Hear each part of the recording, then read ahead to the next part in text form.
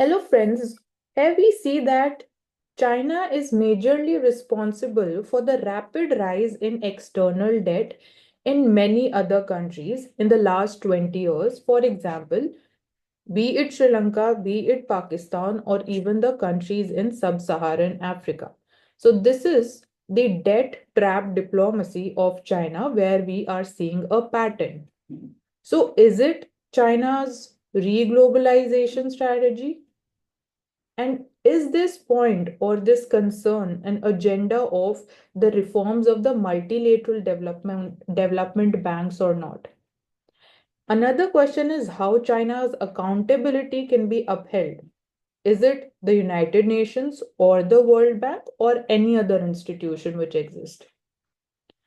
And are we prepared for another global financial crisis which might occur because of the China's debt trap diplomacy, even which is a threat and vulnerability to the countries who are not caught in this trap of China?